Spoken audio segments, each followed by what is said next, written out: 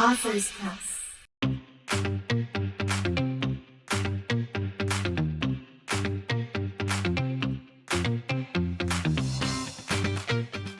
Hello, everyone. Thank you so much for tuning in to Authors Press. Today, I have a very special guest, Gregory Scherrer, and we'll be discussing his book, The Wonder of Believing. Gregory, thank you so much for coming on. You bet. It's good to be here. Yeah, so first, can you just tell us a little bit about yourself, your background, and perhaps what inspired you to write The Wonder of Believing? Sure. I grew up out in eastern Colorado in that flatland area, but I went into studying music. I became a music director and taught music for several years. And I continue to teach instrumental music, but I went into the ministry as well and do that full time. And so I've been doing that for about 25 years. But around 2013, I was watching the movie Polar Express, and everyone loves that, deals with so many wonderful things and dreams and visions and wonders for kids. Yeah. But while I was watching that, I thought, man, wouldn't it be great if kids could have that same wonder as you saw their eyes glowing and everything in the end of the movie, that same wonder for their belief and faith in God and faith in Christ. So that kind of started the whole thing. I love that. I love how you're able to find some kind of correlation there and the passion that obviously will ensue from. Yeah. Um, It took off from there. Yeah. Yeah. Well, can you share any personal experiences or anecdotes that influenced the story? Well, I guess the primary thing to start off from that point, um, I was just motivated to have the message of Christ and not only Christmas, but who he is in general, for young people to be able to address that and deal with that clearly. And so when I saw that wonder of believing in those kids in the movie, I thought I would like to portray that somehow as a clear and distinct message for kids to read in a book that would be plainly laid out, but still serious in its teaching, that they would think about it. So what hit me was that in that movie, these kids were enthralled with Santa Claus and everything. And I grew up, anecdotally wise, or a story from my youth, doing Christmas and Santa Claus. And I have no problem with that. I've actually had some people say, what's your problem with Santa Claus? And I don't have a lot of problem with him. It's just that we generally know that he's not true. And for young kids, though, we deal with that. We stir and inspire and get them excited. And my challenge was that I wanted to have their excitement just as powerful for their belief in God. So in reality, I had to come down to the point to state Santa Claus is not true, which is devastating. And then the faith in God is true. It's so true that we need to be upfront about it. So the second motivation in the book was to have parents be honest with their kids, but somehow still celebrate those issues of Christmas, all the traditions, even Santa Claus, and have fun with it, but somehow figure out a way to be honest. So, in regards to that, the character Brayla, and please let me know if I'm pronouncing it wrong. Yeah. And her journey, how did you come up with that character and the mixed message of Christmas? Yeah. Well, Brayla, when in 2013, I had just had my second grandchild. And so I love all of them. I have 16 grandkids now, but at the time I had the two, and it was Braylon and Layla. So I called this character Brayla. Oh. And I used that as this character in the book, kind of depicting her story through the book. Of course, Layla and Braylon were just 1 and 2 years old at the time, but they were my motivation to think, what would I want those grandkids to be thinking about as they grew older? So I just desired that they could have an opportunity to speak up front about that, to deal with that up front over the years, but also have an honesty with their parents about who Santa Claus is. He's a guy we use at this time of season to motivate good giving and fun and just the stereotype of Christmas, but even to say, hey, what Santa Claus get you this year? But still to be honest about it, because I see sometimes kids will get to 7, 8, 9, 10 years old and say, wait a minute, my mom and dad weren't upfront with me. And quite honestly, most kids aren't overly devastated by that. So that's not my main motivation. It was just that young kids, and now for me, 16 grandkids, I wanted parents to be upfront and just honest about that, as well as honesty and the honesty about Christmas, which takes you to the deeper truth of Christ came and he was born and he lived and he died and he paid for man's sin. Hmm. Well, were there any challenges that you faced while writing this book, and how did you overcome those?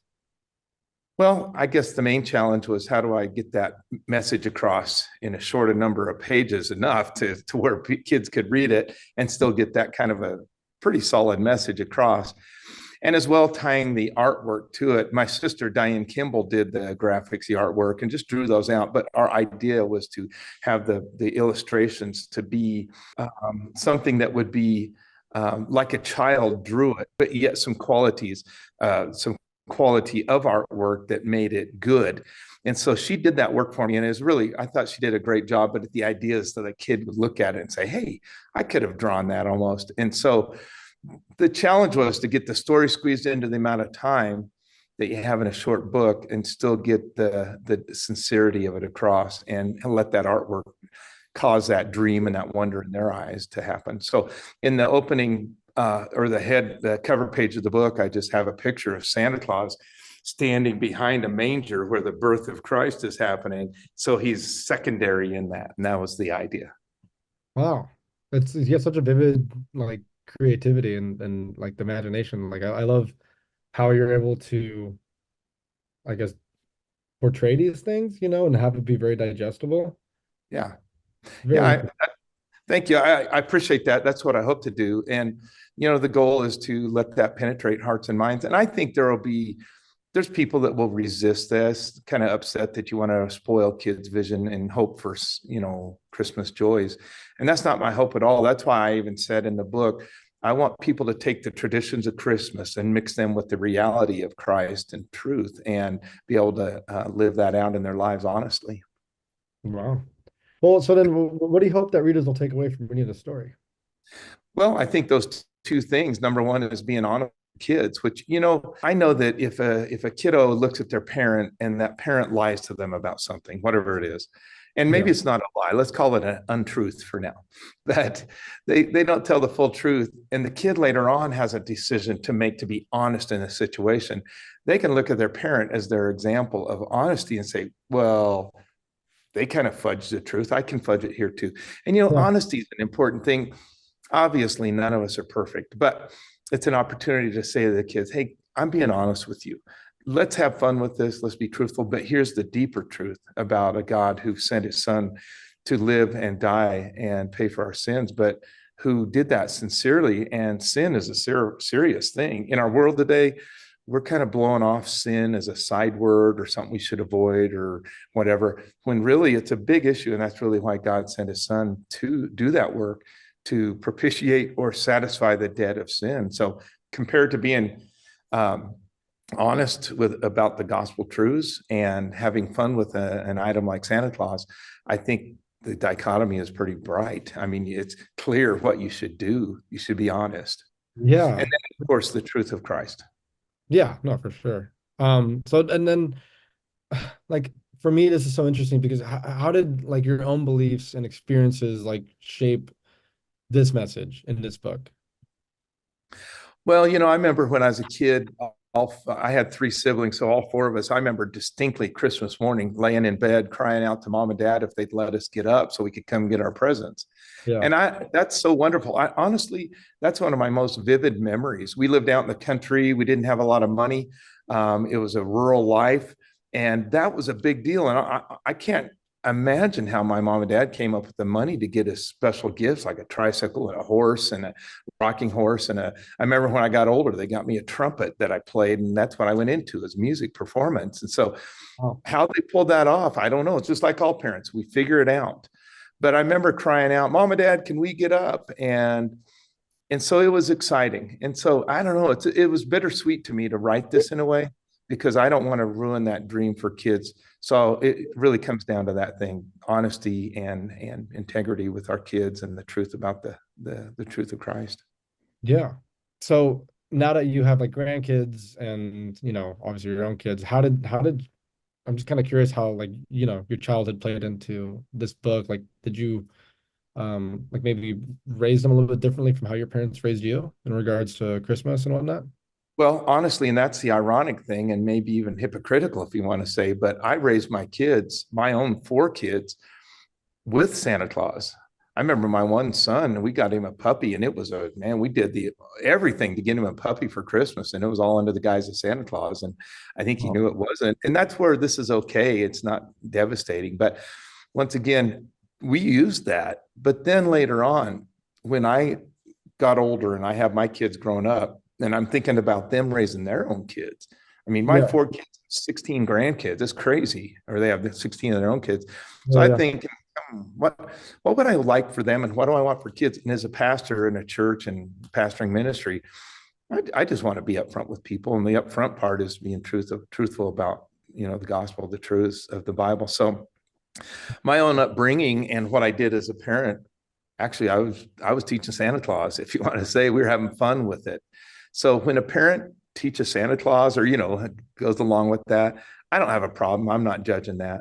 I'm just recommending to parents to take that as a platform and launch out on there of the deeper truth of Christ. And that's where the genesis of this was for me, because watching that Polar Express, when that little kid's eyes lit up and he saw, I believe, and I yeah, thought, that's the wonder of believing. So I started writing that book that night, and I wrote it that one night. Of course, it's a kid's book, it's not very long, but my yeah. ideas booked out of that. Wow, And yeah. it was fun to do. Wow.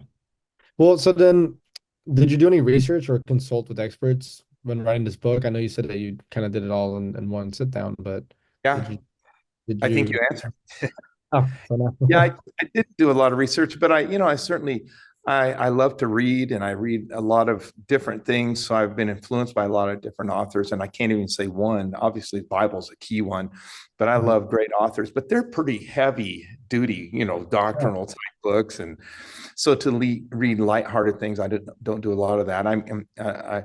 I certainly love some Max Lucado books and Maxwell, and mhm. R.C. Sproul wrote some really neat children's books. He's a serious theologian, but he wrote some children's books with that very point in mind, to get them, excuse me, across to them the truth of the gospel. I remember one other book I loved as a kid was Go Dog Go. I don't know if you remember that, but Go Dog Go is a great book by a guy named Eastman, and all these dogs are living this life and running around, and they all live in the same house. There's 24 of them, and it's just a funny book. But the vivid pictures of that book always stood out for me, and I thought, I just want a vivid imaginational kind of picture for the kids to think about. What is this truth? The reality of this truth. Huh. Well, can you share any feedback and of or like maybe some reactions that you received Yeah, from readers? yeah. I saw. Well, when I published this 10 years ago or so, we did a little bit of a campaign and tried to push out. Didn't do a whole lot. So this is an effort now to get the book out a little bit more squarely, and some other ideas I have for books. But um, the response has been good. Of course, these are neighborhood people from my own town, supportive friends and neighbors. They're going to be nice, even if they agreed with it or not. But they've been very supportive, and we had some good reaction. I saw just a few weeks ago, because I was looking online for any responses to my book, because I thought maybe something had already popped up, and I actually saw a response that was kind of negative from 10 years ago. I didn't know it was 10 years ago. The negativity was that I stole the joy out of Christmas by stealing Santa Claus. And I thought, that's ironic, because really the true joy of Christmas is that Christ was Yes, born. exactly. And Celebration of Christ. so, yeah, I'm sorry I stole the joy out of Christmas by putting Santa Claus in his proper place. But anyway. That's hilarious. So what advice would you give to, aspiring writers who want to specifically convey a meaningful message through their stories? Well, I think one of those things is kind of indigenous. It just comes out of your heart. It's in there. You almost have to write it down. It just explodes out. But I'd say go ahead and pursue it. Start with a pen and paper, or a typewriter, or a computer, and start putting your thoughts out there and see what you get. Put kind of a general format down. What's your overall vision? For mine, it was the wonder of believing. And I think I had my first title, I call it The Magic of Believing, but I didn't want it magic. I wanted to wonder, that Yeah. stirring thing inside you. So I think just get started and see where it takes you, see how far you can go.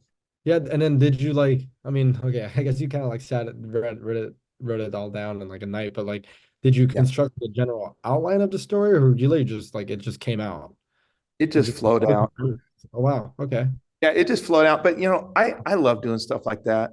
I tell my grandkids these crazy stories whenever they're all around. I just sit down with tell them these crazy stories about this little guy that lives in the forest. And I had a pastor friend of mine that used to do that. I thought I'm going to keep doing that. So I just love these imaginatory stories, and it's endless what you can make up with stories that have a principle. And so I always do that, and I love that with those young people. But in general, creative thoughts kind of flow out. I know my mom passed away about 4 months ago, and one night I was laying there with her on her bed in her assisted care center, and it was an emotional time because I knew she was coming close to the end. And I Yeah. just started writing this poem down for her that I would maybe have opportunity to read at the funeral. And I wrote 16 verses in about a half an hour, and it just made sense. It had deep truths, it had meaning for her life, and it brought in the truths of eternity, facing that in the reality of losing my faculties and my ability as an adult. So it was pretty special. So I don't know. God's given me a gift to put that together. And then one of the challenges with the book was to take what I first put out and then change it to fix and refine it, because a lot of times you think your first thing is it, but it needed some help. And I made several adaptations. Wow. So how did you find that you balance the traditions of Christmas with the true message of Christ in your own life? I think in my own life, it's just simply, first of all, I'm going to enjoy those things. I Yeah. remember one time a person caught me at a store. I was buying my Christmas tree, and they say, "I can't believe you buy a Christmas tree. You're a pastor." And I said, "What's wrong with the Christmas tree?" And they said, "Well, it can be like idolatrous." And, anything could be idolatrous. You could put too much emphasis in it. Yeah. But I said, I enjoy Christmas because the lights show the indicative of brightness and hope and light and joy Yeah. and all the other things. Certainly, all of it can go off track, Frosty the Snowman, whatever else, Rudolph the Red-Nosed Reindeer. But they're all fun things. They're just fun. Have fun. Yeah. But can you have fun and still be truthful? And that's my whole plea. Be honest about it. Do those things. Have fun with them. I mean, Yeah. I hate to admit this, but I just took some of my Christmas decorations off my house today because I do enjoy it. I just never got around to taking them down. But Yeah. they're fun things. So use them as they will, but balance it with the bigger truth, and that is the truth of Christ. Um, I don't know. I guess I'm just very curious as to who were some authors that might have inspired you. I mean, you wrote a kid's book, which is, like so I know you said that you've read like massive doctrines and all these things kind of maybe like indirectly preparing for this information. But yeah, I don't know. Are there any books or authors that maybe have influenced your writings or maybe like these themes that you explore? Yeah, I think really, and I hate to redirect the question, but really the Bible and its principles and truth is what stirs me the most. I feel like there are authors that I've enjoyed. Like I said, Max Lucado has done a good job of bringing stories into the mindset of kids and that kind of thing. And he's a very accomplished, deep writer and does some great things at a number of levels.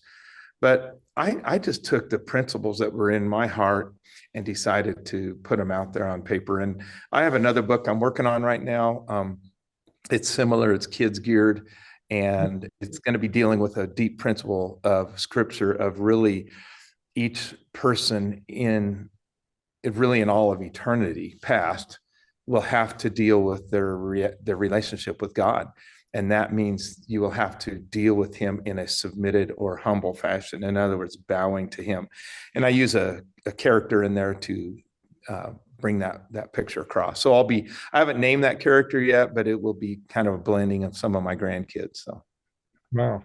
I love that. Yeah, my next question was like, can we expect anything coming out from you? But I guess you just answered that. So hey, I'm an amateur, really. I'm just getting started, and I love this. But I'm trying to find out what works, and I really have the bigger thing is I think that's true in everything, isn't it? It's your motive, what drives you, yeah. and that's why Wonder of Believing is so key. And my next book that I've written it out and put it together. I got to do the art, graphics work, and stuff. But I'm excited to get truth that is important to kids that we don't relegate them off to catch you later. See you when you're 20, and then we'll start getting you heavier things. But I want them to think deeply about the things of God, and really the biblical truths that are so prominent. The Bible, let's face it, it's a thick book. There's a lot in there. But Mhm. really, what do you have? You have Genesis, the creation, a God who created all things, the fall of man, the story of all the prophets, then the coming of the promised Messiah, Christ, who was promised, and he did come. And when he came, he promoted who he was. And then all of a sudden they accuse him and say, "You're a false Messiah, so crucify him." And they crucified him. He died. He rose from the dead, and he has redeemed us from our sins from that death. And we look forward to being with him one day in heaven. I mean, that's the Bible in a nutshell. Yeah. Maybe a small nutshell, but it's the truth that we need to understand. Yeah. Do you have an idea of how you're gonna like maybe like demonstrate this to kids, or like you kind of mentioned that you went off to Polar Express and the other like Yeah. in your last book. So do you have an idea of how you're gonna portray this one? In the new idea, the new book, it's really the principle is based on a a a dog that is living in Jerusalem, watching the whole story happen, and he's running Oh, around town just living his life, and all of a sudden all this chaos breaks out, and they wow. crucify Christ. So that's it. Yeah, Yeah, such an that's the, imaginative person. It's and I love that, especially because I love the message of what you're doing. You're making these very, I mean, they're profound ideas, but you're making it digestible and it can instill that kind of passion and love and all these good characteristics from a very early age. So I like your word is digestible, and that's what my hope was, to make really profound things understandable for kids, because I don't think God made it too hard, but it is intense. It's big time stuff. So yeah. Well, I guess, just for everyone listening, can you just please tell us where we can purchase your book? yeah, Authors Press is a company that's helped me publish this, and it's going to be on Amazon, and I suppose some other sources. But Amazon, of course, is a pretty universal place to just jump on and get started. And it'll be being promoted this next period of time, and hopefully we'll get the word out. Yeah. So Amazon, how about like Barnes and Noble, or I believe you're also on Authors Press, correct? Yes, yes. Can you tell us a little bit about just your experience working with Authors Press? It's been good. We've had kind of a lot of back and forth. It's funny, when I've never been on a location with them, inside, we've just done all phone calls and visits. And Mm. my main representative has helped me a lot and just given me the answers that I need to figure out what to do next. And of course, we're here at this phase, and I'm thankful for everything that they've done so far. So it seems like they have a strategy to get the word out and have my book noticed. That's awesome. Well, for everyone listening, this was Gregory Scherrer. Did I like how you described it. But yeah, we were talking about his book, The Wonder of Believing, which is a phenomenal read. Just for, those who are trying to comprehend, which I would say maybe something that's a little bit more profound for your children. And he's working on a new book, so I look forward to talking to you then as well. And yeah, just thank you so much for your time. And is there anything else that you'd like to say to anyone listening? No, I just hope people take a look at it, give it a shot, and spread the word. So, and thank you for your time today. Yeah, thank you. Well, it was great talking to you, and yeah, have a great day. All right. Thank you. Authors Press.